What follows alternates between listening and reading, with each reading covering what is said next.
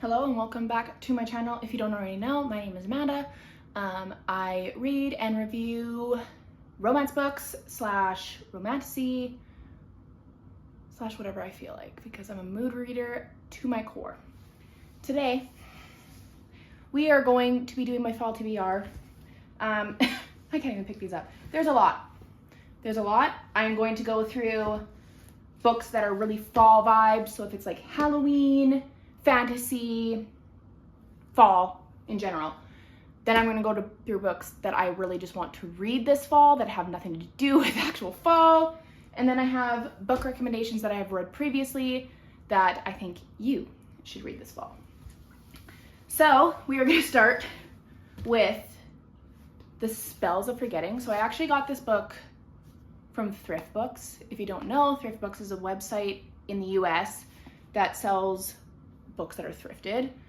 They sometimes are a little bit damaged. This one didn't even come with a dust cover, so I actually got a refund on this one. But I read The Unmaking of June Farrell by Adrienne Young last month, and I really just want to read all of her books now. I really like her writing style. The Spells of Forgetting, can't even give you a description because there's literally nothing on this book, but I am going to look at my Goodreads. Spells of Forgetting. Emery Blackwood's life changed forever the night her best friend was found dead and the love of her life, August Salt, was accused of murdering her. Years later, she is doing what her teenage self swore she would never do, living a quiet existence on the misty remote shores of Sorors Island and running the family's business, Blackwood's tea shop, herbal tonics, and tea leaf readings. But when the island, rooted in folklore and magic, begins to show signs of strange happenings, Emery knows that something is coming. Continues. But I was like, it's magical realism, which is like, I think her writing style is just such a fall vibe. The Love of My Afterlife, which I mean, it says afterlife in the title, so I feel like that is very Halloween-y. The little blurb is, a recently deceased woman meets the one in the afterlife waiting room, scoring a second chance at life and love if she can find him on Earth before 10 days are up. So I'm like, intrigued. I'm a bit behind. I have not read Powerless yet. I'm not a huge fantasy reader. I prefer to do fantasy through audiobooks just because the world building, my attention span cannot keep. So I am gonna do the audiobook of this. I've heard such good things. I'm very excited to read it. Payton, Thief, Ordinary, Survivor. I've never been looked at like it's a privilege to be in my presence and an honor to hold my gaze, a gift to get a glimpse of me until I met him. And then Kai, Prince, Elliot, and Forster. If I am to be her enemy, I want it to be because she loathes herself for wanting me. She's the very thing he has spent his whole life hunting. He is the very thing she has spent her whole life pretending to be. And fate ensured they would find each other. Now, a very anticipated read.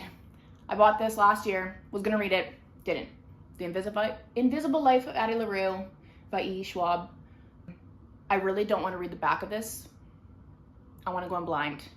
I've heard amazing things. And I think it's a lot of like magical realism again. Maybe. I don't know. But when people recommend it to you that you trust, you read it. So that is on my fall TBR. Bride by Ali Hazelwood. This is the only book by Ali Hazelwood that I have not read. I love Ali Hazelwood so much. Bride is like Halloween-y. Isn't he a werewolf? A vampire bride and an alpha werewolf form a dangerous alliance in this enthralling new paranormal romance. I feel like that's very Halloween-y / fall. The Dead Romantics just gives me fall. I don't know. Romance is dead, but this isn't what she had in mind. Now, something very fall is a Pumpkin Spice Cafe. I also want to read the Cinnamon Bun something or other. I don't remember what it's called. Picked this up at Costco. Small town spicy romance seems like exactly what my vibe needs.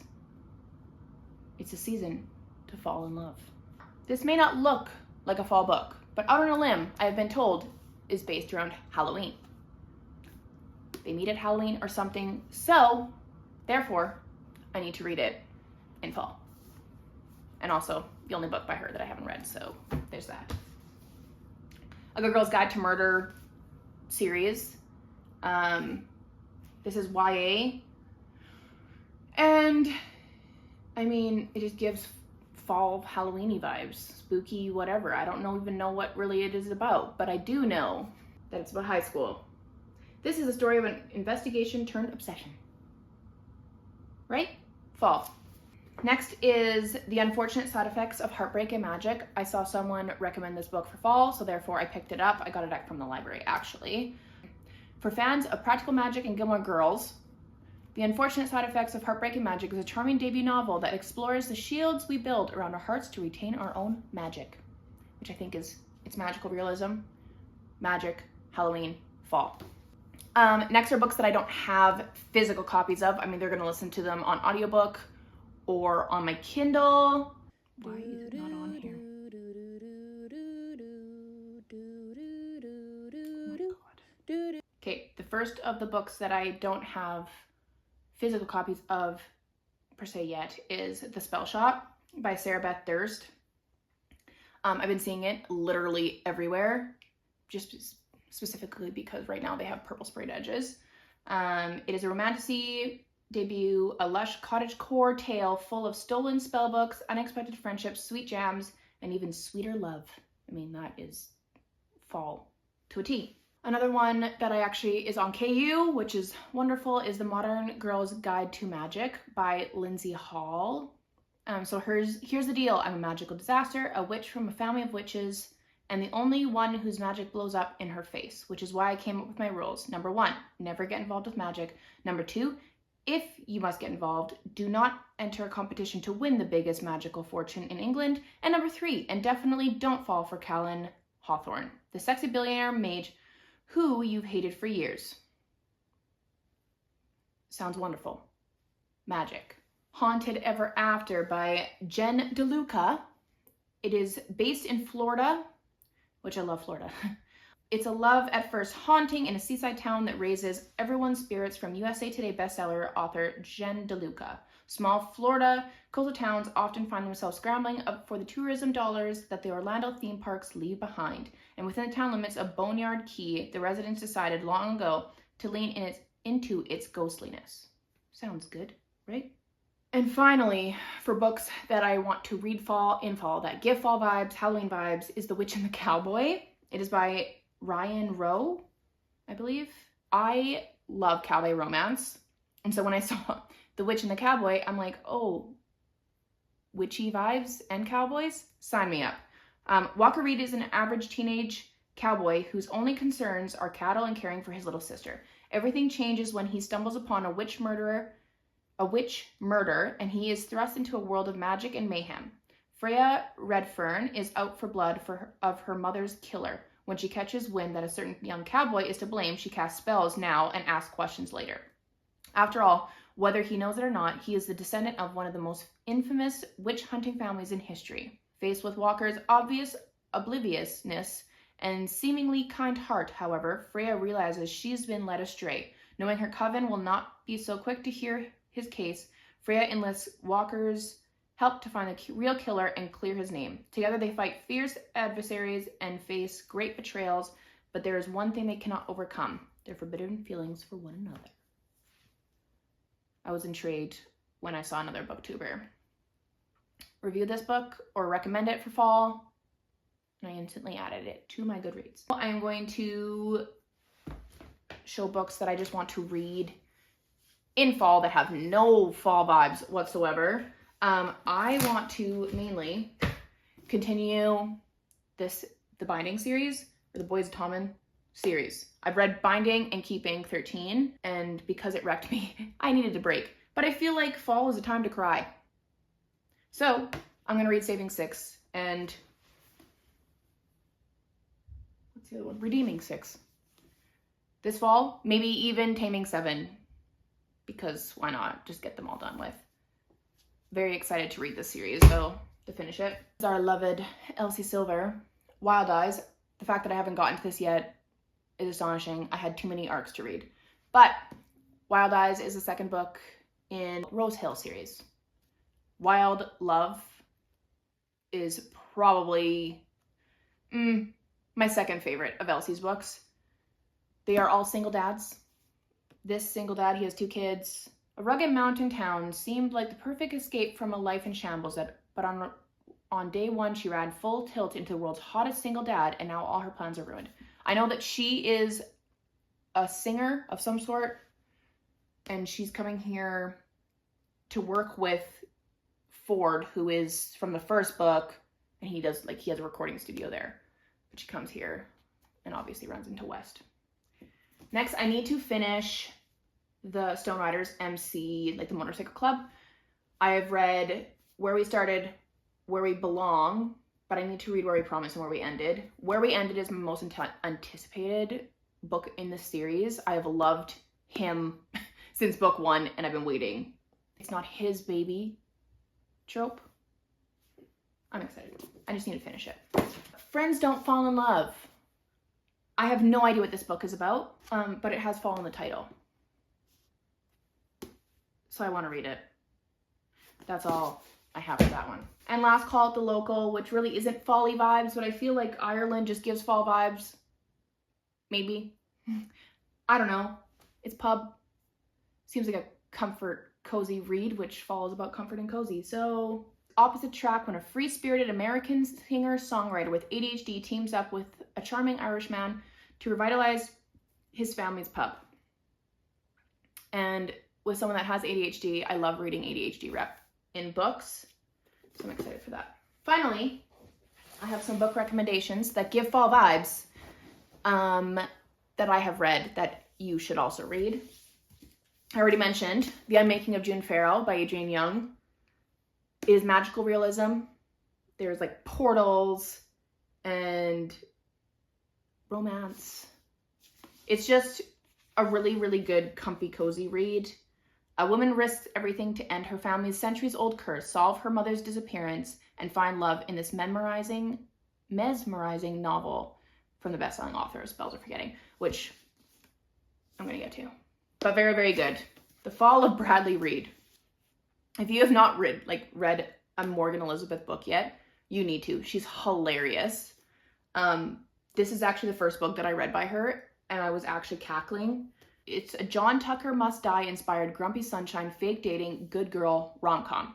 What if you actually had a hot FBI agent watching your search history while you plot revenge on an ex? And what if it became his mission to keep you out of trouble? It's funny, it's good, the romance is good, and it's set in fall. So next, I feel like fall is a very romantic suspense because of Halloween and stuff. And the queen of romantic suspense is Catherine Cowles.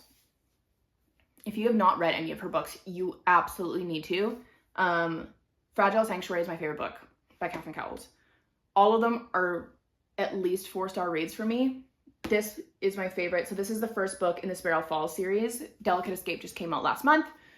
Yeah, so there's only 2 in this series, but then she has the Lost and Found series, which starts with Whispers of You. The Lost and Found series starts with Whispers of You, and that one is based off of like a serial killer, whatever. Catherine Cowles is the queen of bamboozling you. You think you know who the bad guy is going to be, and you absolutely are probably wrong. Whispers of You threw me for a loop. That was the first book that I read by her. I had no clue what I was even looking into. You think you know, you don't. Or fall feels like fantasy time. And if you are not a diehard fantasy girly, or you just don't like the world building, Assistant to the Villain is a really, really good place to start. It's funny. It's more medieval, I guess, than fantasy. So there's the villain, and she gets hired to work for the villain as his assistant. And the banter between them is hilarious. She's kind of ditzy, but she gives off ditzy vibes, but she's not ditzy. She's really, really smart. And the plot twist at the end was unreal. Apprentice to the Villain just came out in August, and I've already read it, so I recommend reading both. But it's a really good place to start if you don't like the world building, because it's not super long, but it's literally hilarious. I laughed so hard. There's a frog that can't talk, but he is basically a human in frog form. He always puts up signs. There he is. He's saying help. It's hilarious. Hilarious. Another book is The 7-Year Slip. It's a very popular book. but it gives fall vibes. It's more magical realism, I guess. The condo that her grandma has that she's now inherited sometimes will throw you back 7 years. But once you leave that condo, you're back in the present. So only when you're in that apartment building condo, you're 7 years past. So it would be like, maybe you'll be in that past 4 days in a row. And then all of a sudden you go back into the condo and you're present. It throws you for a loop. It's romance. It's very, very good. Next is Off the Beaten Path. I don't really know if it's set in fall, but it gives me fall vibes. It is a closed door romance, which I have actually, when I first started reading, I really didn't like closed door romance. Lately, I've really come to appreciate them because the author has to build so much tension, such a big story without having to rely on the spice to develop that romantic connection. And the tension in this book is so good. So good. He's grumpy. They're neighbors. They kind of hate each other, but they have to come to a mutual understanding. It's so good. I listened to the audiobook for it. It's such a good audiobook. I really, really recommend. Another book that I went in completely blind. It came up on my Libby account. I'm like, all right. It's called Happy Medium by Sarah Adler. And she is a psychic. She has a history of her family faking being psychics to help people, basically scam people out of money. And she is recruited from one of her clients to help with this farm. They're trying to sell this farm, but there's a ghost that lives there. And so they've hired her to ask her to talk to the ghost and see if she can get the ghost to go away or whatever so that they can sell this farm. So she goes there. She can't talk to ghosts. Well, all of a sudden she finds out that she actually can talk to this ghost. And the ghost is like the side character, but their relationship is so good and so heartwarming. I actually cried at the end because of their relationship, but the romance in it is also really, really good. And it's funny, and yeah, it just gives fall Halloween-y vibes because of the ghost, basically. And finally is The Ex-Hex. I think everybody has heard of this book, but it's a very good witchy book. I think it's like witches that come together to fuel the energy of the town or something. I can't really remember, but it was a really good witchy book. That is my fall TBR. Thank you for tagging along. It's been a long video. If you don't already, follow me on Instagram, Spicy Scorpio Shelf. That is where I post what I'm currently reading and my little blurbs. I make edits. And then also my Goodreads, which is also Spicy Scorpio Shelf. That is where I post most of my reviews. And yeah, thank you for following along.